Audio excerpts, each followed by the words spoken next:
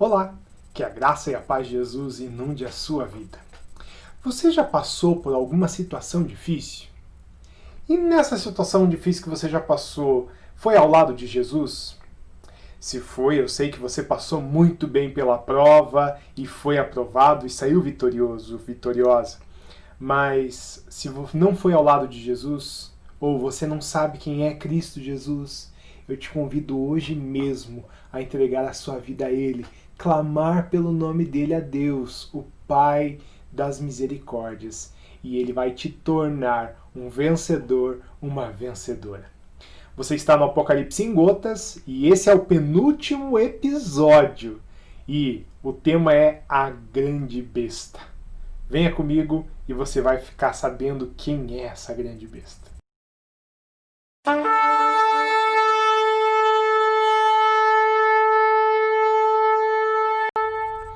Muito bem, hoje nós vamos falar sobre o assunto que mais mexe com o imaginário cristão popular desde os apóstolos, desde a igreja primitiva no primeiro século. É o anticristo, a besta. Para começar, nós precisamos entender que o assunto não é uma novidade no Apocalipse. Muito pelo contrário, a Bíblia toda vai falar sobre o anticristo. Em especial, os profetas vão tratar desse assunto. Por exemplo, Isaías capítulo 14, Daniel capítulo 6, Daniel capítulo 7, Daniel capítulo 8, 9, 11, Zacarias capítulo 11. Você vai ver muito sobre esse assunto no Antigo Testamento. No Novo Testamento também a gente vai falar sobre alguns textos aí mais pra frente, lá no finalzinho você vai conseguir pegar muitos textos. Em especial, eu quero te convidar a ler os textos que se encontram em Daniel, lá o capítulo 2, o capítulo 6, 7, 8 e até o final. Daniel é muito importante para entender os conceitos da grande tribulação e também do anticristo, tá bom? Mas, além disso, tem uma lição de casa, eu vou repetir várias vezes esses textos aqui e vou pedir para você dar uma olhada. Mateus capítulo 24, 2 aos Tessalonicenses capítulo 2, 1 de João capítulo 2, Apocalipse capítulo 12, 13, 17 e 18. Ali você vai ver muito sobre o anticristo, sobre a besta, e não é motivo para desespero, não é motivo para ficar nervoso, nervosa, chateado, com medo, nem nada assim. Porque o destino final da besta, você vai ver daqui a pouco, quando a gente chegar ao final desse episódio. Bom, no Antigo Testamento a gente já viu que o anticristo ele aparece, tá? No Novo Testamento algumas vezes, como por exemplo os textos que eu citei aí para você. Agora, vamos lá. O que esses textos dizem a respeito dessa pessoa ou a respeito desse movimento? Vamos ver quem é? Primeiro, é um falso Cristo, um falso profeta que enganará as pessoas com sinais maravilhosos. Haverá uma apostasia que preparará para o homem do pecado, como a gente vê lá em 2 Tessalonicenses capítulo 2. Os primeiros discípulos, eles criam que ele já estava no mundo. 1 de João, por exemplo, vai falar sobre isso. Mas não para por aí. O anticristo nega o Pai, o Filho e o Espírito Santo. Ele nega a divindade. O apóstolo Paulo fala a respeito disso em 2 Tessalonicenses capítulo 2. Não há apenas um anticristo, mas tem um espírito sobre a terra que engana as nações e prepara o caminho para vários anticristos passarem. Ao longo da história a gente vê isso, e 1 de João, capítulo 4, versículo 3, a gente também vê isso, que é o espírito do anticristo que engana as nações da terra. Bom, partindo desse princípio, a gente já sabe o perfil desse ser humano. O apóstolo Paulo vai falar que é um ser desprezível, assim como nós vemos a figura da besta. A besta traz a alusão a alguém desprezível. Nós vemos em Daniel, por exemplo, que ele é como um leão e como um urso, como um leopardo, O leopardo, o leão, o urso, ele não tem pena da presa, ele simplesmente destrói, destroça, com dentes vorazes. Então, o anticristo é mais ou menos isso, ou é mais do que isso. O anticristo é como se fosse o anti-herói. Você já deve ter assistido, lido histórias em quadrinhos, e todo herói tem um anti-herói, alguém que combate o herói, alguém que faz maldade. Por exemplo, o Batman tem o Pinguim, o Lex Luthor é o anti-herói do Superman, o Freeza do Dragon Ball Z. Bom, você vai ver aí muitos anti-heróis. Você escolhe o teu predileto aí para relacionar o anticristo, mas nesse caso aqui ele é muito pior do que qualquer anti-herói. Assim como Jesus é o mais maravilhoso dos heróis, porque ele é o único herói verdadeiro. Os nossos super-heróis das revistas em quadrinhos, dos desenhos animados e até dos filmes, eles nem se comparam àquilo que Jesus fez. Assim como Satanás e o anticristo não se comparam aos anti-heróis que até, de certa forma, são engraçados em alguns episódios, em alguns momentos das histórias em quadrinhos e assim por diante. Bom, o vilão ele não ocupa apenas o lugar de oposição ao herói. O vilão ele também quer ser mais e melhor, e de repente ele quer até ser o herói propriamente dito. O anticristo é bem isso. Ele quer ser a pessoa de Jesus. E aí ele não apenas é opositor a Cristo Jesus, às coisas de Deus, mas ele deseja ocupar o lugar de Deus. Olha, muito parecido com o que o diabo fez, não é? A gente vai ver isso mais pra frente, que tem tudo a ver com isso. Na história mundial, a gente vê muitos homens que foram reconhecidos como anticristos, tá bom? Nós vemos o anticristo tinha um número na Bíblia, e o número é 666. A gente já estudou sobre isso em episódios anteriores, a gente já sabe que não é especificamente um número propriamente dito, e por isso eu quero te pedir, não perca tempo ficando calculando nome de pessoas, porque muitas pessoas perderam muito tempo com isso e acabaram se dando mal, porque o anticristo não surgiu em toda a história da igreja, a não ser um caso que a gente vai falar daqui a pouco. O fato é que o anticristo ele está sobre a terra desde o princípio. Lá em Gênesis nós vemos a figura do anticristo tentando desvirtuar o homem para que ele não se aproximasse de Deus. Adão e Eva caíram por causa do espírito do anticristo. Abel foi morto pelo seu irmão Caim por causa do espírito do anticristo. A Torre de Babel foi construída por causa do espírito do anticristo. Tudo aquilo que se opõe a Deus é o espírito do anticristo. E a gente vê o espírito do anticristo hoje agindo muito violentamente contra a igreja de Jesus e contra tudo aquilo que a gente se chama de fé. Nós vemos uma grande oposição das ciências, das artes, da política com relação à nossa fé. Não quer dizer que a gente tem que enfrentar isso. Muito pelo contrário. Nós precisamos nos apegar às coisas de Deus e fazer a nossa parte para evitar o espírito do anticristo. A gente não tem que ficar combatendo o espírito do anticristo. E aqui é o primeiro recado para você. Não combata o anticristo. Simplesmente obedeça ao Senhor.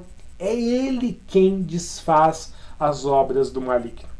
Os primeiros cristãos eles tinham uma figura muito complicada no seu tempo. No ano 54 d.C., sobe ao poder um determinado imperador romano chamado Nero.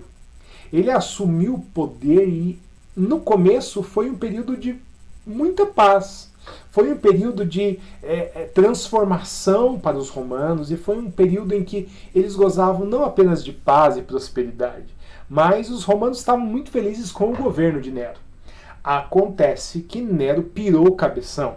E aí o Satanás tomou conta da vida de Nero, e aí ele começou a perseguir os judeus, os cristãos. Ele começou a fazer um monte de atrocidades, crimes bárbaros, matando pessoas, empalando pessoas, crucificando pessoas. Cristãos, então, eram levados às arenas, eram mortos por feras. Tem muito material descrevendo essa história. Muitos escritores da época, inclusive judeus, escreveram, como é o caso de Flávio Joséfo, escreveram a respeito desse período da história tenebrosa.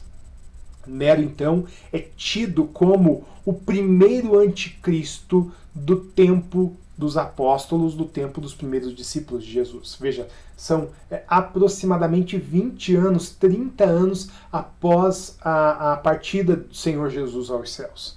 Então é bem claro, muito evidente que o Apocalipse em si está apontando para a figura de Nero como o primeiro anticristo. Mas lembre-se, a história é cíclica, em especial a história da igreja, em especial a história da humanidade narrada pelas escrituras. Você vai ver que Nero sim é um anticristo, é o anticristo dos discípulos de Jesus do primeiro século, tá? Mas não se cumpre muitas profecias em Nero. A gente vai ver isso daqui a pouquinho.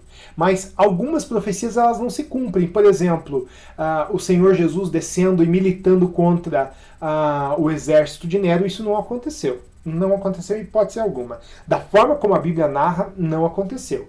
Bem verdade é que Nero foi derrotado por ele mesmo. Ele mesmo cava a própria sepultura. Inclusive ele comete o suicídio. Mas ao ponto de Jesus vir e levar a igreja e instaurar o seu milênio de paz, isso não acontece. Então, no caso, Nero é sim o primeiro anticristo, mas ele não é o anticristo na plenitude dos dias. Ou seja, haverá um anticristo do final dos tempos muito parecido e talvez se repetindo muitas coisas que aconteceu com Nero. Nero, ele foi o quinto imperador romano. E aí você vai ver lá em Apocalipse capítulo 17, 9 a 11, vai falar justamente sobre isso. O imperador, que era o quinto imperador que ele era e não é mais. E aí virão outros imperadores. E então, olha só, inclusive isso a gente vê a plenitude da palavra de Deus, aquilo que é completo. Inclusive está dizendo que Nero era o anticristo ali, mas depois aconteceriam outros fatos. Então veja, aponta para Nero, mas depois nós vemos mais. Existem muitos elementos mais que comprovam que Nero é o anticristo ali, inclusive se a gente for calcular o número do nome do Nero, que é Nero Cláudio César Augusto Germânico. Se a gente somar os algarismos romanos desse nome, vai dar 666. Então é muito forte a evidência de que Nero fosse então o anticristo. Mas lembre das profecias bíblicas de forma cíclica. A história vai mostrar outras pessoas, talvez ainda mais terríveis do que Nero. Leão X, o Papa da época dos reformadores, por exemplo, foi tido por alguns reformadores daquela época como o anticristo. Henrique VIII, outro homem que era terrível, tenebroso, era temido por todos. E este também foi acusado de ser o anticristo. O rei Felipe da França, também da mesma forma. Napoleão Bonaparte, Mussolini, Lenin e, logicamente, Hitler. Todos esses foram tidos pelos cristãos das épocas respectivas como anticristo, combinando inclusive com o Hitler, que é muito próximo da gente, né? Uma história muito recente, coisas dos nossos avós, dos nossos bisavós, contando a história, e não apenas isso. Mas olha só que interessante. Satanás, ele imita tudo que o Senhor Jesus criou. E nesse sentido, o espírito do anticristo, ele copia as coisas de Deus. Então vamos lá. Jesus, quando veio à Terra, ele foi precedido por João Batista. João Batista veio preparar o caminho do Senhor, e aí então Jesus assume o seu ministério e começa a pregar, cura, faz milagres e faz todas as coisas mostrando que ele é o Filho de Deus, e por fim ele vence na cruz do Calvário, ressuscita e é ascendido aos céus. Jesus, o Filho de Deus. Satanás imita tudo. Então ele apresenta um falso profeta, um anticristo, e tudo vai ser muito parecido com a pessoa do Senhor Jesus. Quer ver o caso? Nero ele foi precedido por um filósofo muito proeminente, chamado Sêneca. Ele não só foi filósofo, como ele foi o mentor do imperador Nero.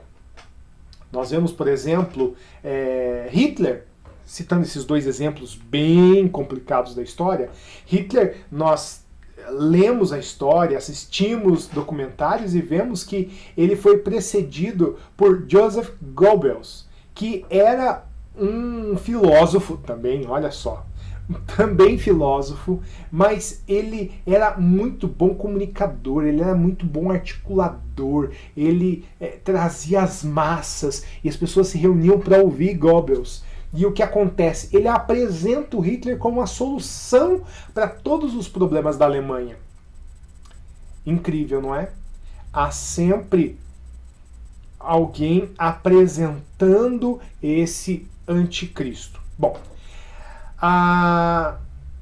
nesse momento, inclusive, com Hitler, é tão complicado que o cenário todo estava montado para que Hitler, de fato, fosse o anticristo. Por quê? Porque Satanás sempre tem um anticristo na manga. Ele não sabe quando as coisas vão acontecer. Ele não sabe. Assim como nós não sabemos das coisas, o diabo também não sabe. Então ele sempre tem alguém preparado para, vou colocar em cena. E foi assim com Hitler. Foi tudo muito bem arquitetado por Satanás. Inclusive a meretriz, aquilo que a gente viu no episódio passado, da grande prostituta, a grande Babilônia. A igreja apoiou Hitler na Alemanha. Sim, a igreja católica e a igreja evangélica, os luteranos, os protestantes, apoiaram Hitler nas suas decisões. Existem várias evidências de que a igreja oficial da Alemanha acabou financiando o partido nazista. Olha que incrível. Então, até essa parte da história bíblica se completa ali com Hitler. Mas acontece que Hitler não venceu, Hitler não chegou a ser o anticristo propriamente dito. Bom, para te preparar para o momento da surgida do anticristo, do surgimento dessa criatura medonha, eu preciso te falar que haverá uma trindade satânica. É o que alguns teólogos, alguns eruditos no assunto dizem, chamam de trindade satânica. É até uma espécie de heresia falar uma coisa dessa, né? Trindade divina é o termo que nós usamos para o Pai, o Filho e o Espírito Santo, mas como o diabo imita tudo, ele também vai imitar uma suposta trindade satânica, que é composta por o próprio diabo como o pai, o falso profeta fazendo o papel do Espírito Santo. Olha só que coisa tenebrosa, muito parecido. E por fim, o anticristo fazendo o papel do Senhor Jesus. Ele vai apresentar isso tudo para a humanidade como uma salvação, como algo que vem para aliviar o sofrimento. Para te preparar para esse surgimento, para isso tudo, nós não vamos nos concentrar aqui nos elementos mais profundos. A gente não vai se concentrar aqui nas coisas, digamos assim, mais teológicas da questão, e nem no aspecto bíblico mais profundo, porque eu espero que você leia na Bíblia, tá bom? Eu vou direto ao ponto. Bom, o início disso tudo será uma grande crise mundial. E aí nós já vemos em Mateus capítulo 24 que Jesus fala sobre o princípio das dores. E aí, esse princípio das dores, tudo pode acontecer e, de fato, já estão acontecendo algumas coisas. Por exemplo, fome, alimentos muito caros, guerras, terremotos, problemas com a natureza, como queimadas. Nada disso você está percebendo nos últimos 10 anos, acentuando-se e agravando muito, né? Pandemia, muitas coisas vão preparar o cenário. E aí, alguém vai surgir dizendo: a gente precisa de uma grande liderança. A gente precisa sair dessa e vamos sair todos juntos. Você já deve estar ouvindo muito sobre isso, né? Juntos nós vamos superar, juntos nós vamos passar por cima dessa. Então, olha só, o cenário já está pronto novamente, está tudo pronto. E eu vou te dizer, isso já se repetiu na história, tá bom? Quando nós vemos as unificações da Europa, como a grande unificação da Alemanha, a grande unificação da Itália, isso nos idos de 1800, a Revolução Francesa, a Revolução Industrial na Inglaterra, nós vemos cenários sendo preparados para a chegada do Anticristo, mas não aconteceu.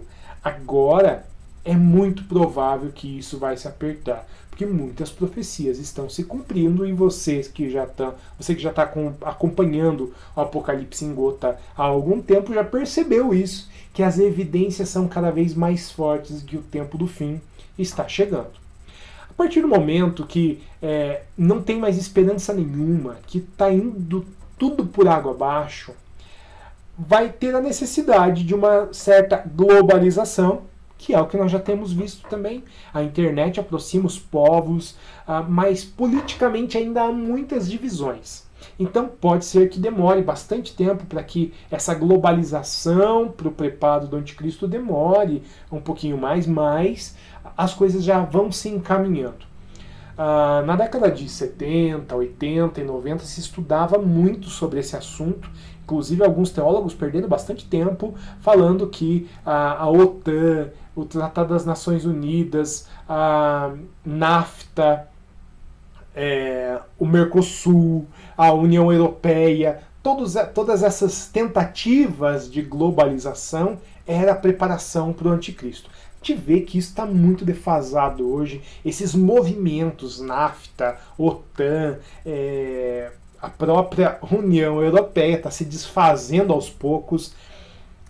É claro que isso também pode significar algo na profecia bíblica, mas a globalização como um todo, ela vai ser um grande sinal também. Mas a gente não precisa ficar gastando tempo medindo e pegando e anotando nomes. Ai, porque fulano... Não, esquece disso. A coisa vai acontecer. Então você não precisa ficar se preocupando com datas, números, nomes, etc. e tal. Mas, de fato, a globalização vai ser uma preparação para o anticristo. E aí surge nesse movimento o falso profeta. O falso profeta vem para dizer, olha, a gente está numa roubada. Tá tudo mal. Então a gente precisa de um líder mundial. E aí a meretriz, a grande mãe das prostitutas, que é a igreja institucional, a igreja corrompida, ela vai apoiar esse movimento também. E aí surgirá então um nome para governar todo o planeta. Esse nome, a gente não sabe quem é, se ele já está entre nós também não faz a mínima diferença, quando vai ser eu também não quero saber, e eu nem quero te instigar isso, porque o Senhor não deixou isso muito claro. Então quer dizer que não é para a gente saber quais são as datas. Aliás, o Senhor Jesus, quando deu resposta aos apóstolos a respeito do dia da sua vinda, ele diz, não compete a vocês saber os tempos pré-estipulados pelo meu Pai. A gente não precisa saber dos tempos, a gente precisa saber dos sinais. É isso que Jesus disse. Fiquem atentos aos sinais. Cuidado para ninguém te enganar. É isso que nós devemos cuidar. Bom, acontece que o profeta Jeremias escreveu: dizem paz, paz, quando não há paz. Jeremias 8:11 fala sobre isso. E é isso mesmo que vai acontecer. Assim como aconteceu na Pax Romana, essa pessoa que vai surgir, Tá? E a Pax Romana é o período que vai de 28 a.C. até 180 d.C., que os dados eram mascarados pelo Senado e pelo imperador romano para dizer que havia paz, estava tudo bem, mas você vai lembrar que foi nesse período que houveram as guerras judaicas e entre tantas outras guerras que enfraqueceram os romanos e que, de certa forma, acabaram com a paz que havia. Mas eles diziam que havia paz. No ano 70 d.C., bem no meio do período da Pax Romana, porque é conhecido como o tempo do pão e circo. As pessoas tinham animação, as pessoas tinham o circo, as pessoas tinham as arenas, as pessoas eram entretidas e tinham uma dose diária de pão. Eles recebiam uma quantidade de trigo para fazer pão durante o dia, então eles não passavam fome e também eram entretidos. Nada do que acontece nos nossos dias, que você tem televisão, você tem internet, você tem tudo e inclusive é bem alimentado, inclusive pelo governo, né? O governo, se você não tem condições, o governo te ajuda ainda para você não passar fome. É exatamente isso que acontecia na Pax Romana. Aliás, alguns eruditos vão dizer que o Império Romano continua ainda hoje, de um novo jeito, de uma nova forma, mas até as nossas leis são baseadas no judiciário romano. O formato que nós temos hoje na grande maioria dos países, com 3 poderes, também está baseado no formato romano, entre outras coisas. Por exemplo, 50% da língua inglesa é baseada no latim. Você sabia disso? Nossa língua, português, espanhol, francês, são línguas ditas latinas, mas o próprio inglês, metade do vocabulário é baseado no latim. Por quê? Porque Roma invadiu a Grã-Bretanha e tomou posse de todo aquele território e influenciou demais as tradições também. Então veja, esse cenário montado agora então para o anticristo, já está tudo pronto, ele assume e durante 3 anos e meio ele vai ser muito bonzinho. Ele vai ser chuchu beleza. Vai ser o cara que vai dar pão e circo para todo mundo, vai ser o cara que vai trazer paz, embora vai ser tudo maquiado. A mídia vem dizendo que está tudo bem. Já é mais ou menos assim, né? A mídia leva as massas para um determinado lugar onde ela quer. E mesmo que seja desmascarado, as pessoas continuam acreditando nas notícias. Não é assim hoje? Pois vai piorar. E aí, nesse cenário todo pronto, a Grande Babilônia apoiando, o falso profeta apoiando, num determinado momento, as nações da Terra vão perceber que estão sendo enganadas. As nações da Terra, os governantes em especial, vão perceber que o anticristo não é aquilo tudo que ele dizia ser. E aí, nesse momento, que momento vai ser esse? 3 anos e meio depois da ascensão dele ao poder. 3 anos e meio da grande tribulação, ele vai mostrar as garras, porque ele não vai conseguir mais segurar com aquela conversa mole, ele vai ter que mostrar as garras e mostrar quem ele de fato é. E quem ele é? Satanás. O diabo que vai estar controlando toda a situação. E o diabo vai tomar posse dessa cena do próprio anticristo, e aí ele vai começar a perseguir todas as nações. Bom, eu já te falei aqui daquela série da Netflix chamada O Messias, tá? E ali você vai ver muito bem esse engano, esse engodo de alguém que surge fazendo milagres e as pessoas vão atrás. Você já sabe disso. Quando você vê milagres acontecendo, maravilhas, as pessoas vão atrás dessa pessoa. Quem que não vai ser enganado? Aquele que tem o selo de Deus, aquele que tem a presença do Espírito Santo, aquele que foi marcado pelo sangue de Jesus, e o selo nós sabemos que é a própria presença do Espírito Santo. Essas pessoas não serão enganadas. Agora, as nações, quem está fora do universo alcançado pelo senhorio de Cristo, esses serão enganados, assim como naquele seriado. E é muito fácil de enganar as massas. Basta dar aquilo que eles querem. e eles serão enganados.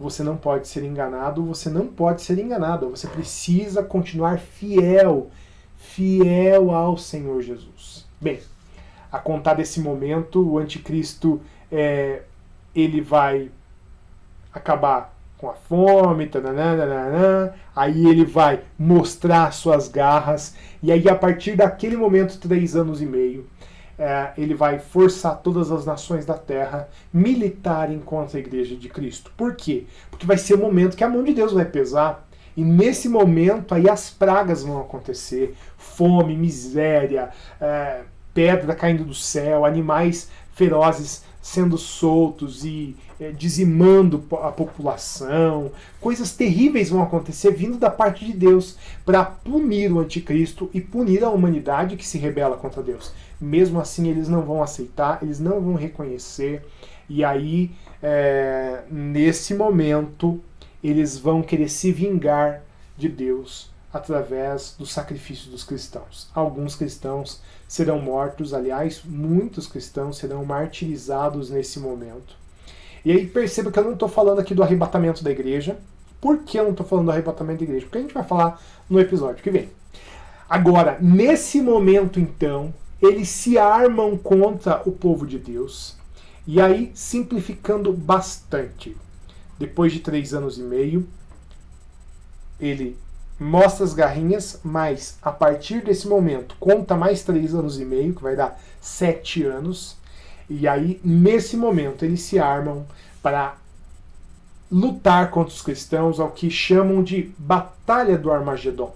Alguns vão dizer que vai ser justamente no Vale de Meguido, lá em Israel. No norte de Israel tem um vale chamado Vale de Meguido. Alguns vão dizer que vai ser uma batalha física ali. Eu não creio que vai ser justamente uma batalha física, mas num lugar físico, mas vai ser no mundo todo. Né? A perseguição vai ser no mundo todo. E aí o exército do anticristo vai se armar contra os cristãos. E aí vem aquilo que o apóstolo Paulo fala a respeito desse momento maravilhoso da história. Eu vou ler para você, segundo as Tessalonicenses, capítulo 2, versículo 9 até o 12. Diz assim: a vinda desse perverso é segundo a ação de Satanás, com todo o poder, com sinais e com maravilhas enganadoras. Ele fará uso de todas as formas de engano da justiça para os que estão perecendo, porquanto rejeitam o amor verdadeiro que poderia salvar. Ou seja, eles rejeitam a Jesus e por isso vão ser enganados pelo diabo e pelo anticristo. Por essa razão, Deus lhes envia um poder sedutor, a fim de que creiam na mentira e sejam condenados todos os que não creram na verdade, mas tiveram prazer na injustiça. Agora, olha que interessante. Antes disso, o apóstolo Paulo fala qual será o fim do anticristo. Já para nos dar esperança, ele diz, olha, virá um anticristo, mas olha só. Segundo aos Tessalonicenses, capítulo 2, versículo 8. Então será revelado o perverso, a quem o Senhor Jesus matará com o sopro da sua boca e destruirá pela manifestação da sua vinda. Ou seja, não haverá batalha.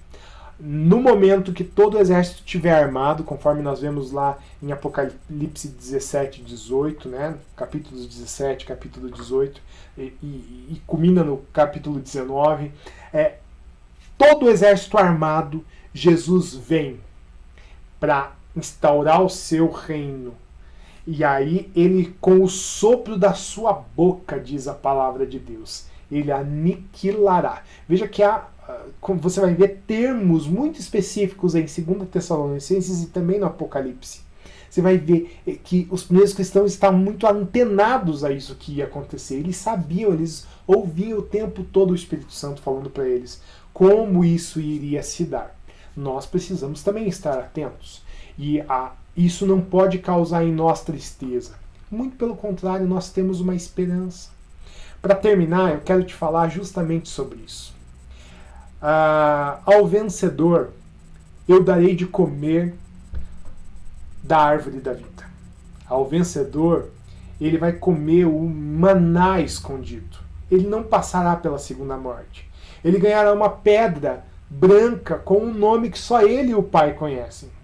O vencedor, ele ganhará poder sobre as nações. Ele vai se vestir de branco. O vencedor não terá seu nome retirado do livro da vida. O vencedor será feito coluna no templo de Deus. E o vencedor, ele se sentará com Jesus no seu trono. Da onde que eu estou tirando isso? Lá dos primeiros episódios do Apocalipse em Gotas, que por sua vez estão em Apocalipse capítulo 2 e 3. Sempre no finalzinho de cada carta a cada uma das 7 igrejas, Jesus promete essas recompensas no fim das contas. Mas, lembre-se, precisamos sairmos vitoriosos. E é vitorioso aquele que guarda os mandamentos e a fé em Jesus. Por isso, não tenha medo do anticristo, não tenha medo da grande tribulação, porque além disso tudo nós precisamos ter esperança.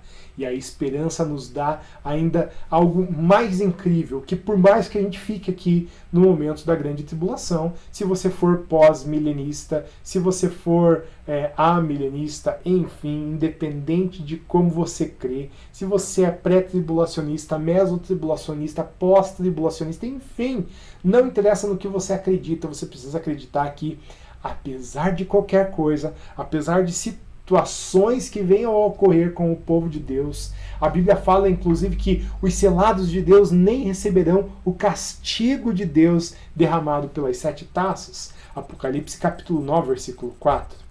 A palavra de Deus nos garante que nós iremos morar com Jesus para toda a eternidade. Essa deve ser a tua esperança e nós terminamos o penúltimo episódio do Apocalipse em Gotas, justamente falando sobre esperança. Começamos a falar sobre o anticristo, começamos a falar sobre a grande tribulação, mas nós terminamos falando sobre esperança. E o Apocalipse em Gotas acaba a semana que vem, justamente com esperança também. Nós vamos falar sobre o arrebatamento, o milênio e os novos céus e nova terra. Só tem esperança no Apocalipse para aqueles que creem na promessa, para aqueles que creem no Senhor Jesus. Que Jesus abençoe profundamente, ricamente a sua vida ao longo dessa semana e para sempre, em nome de Jesus.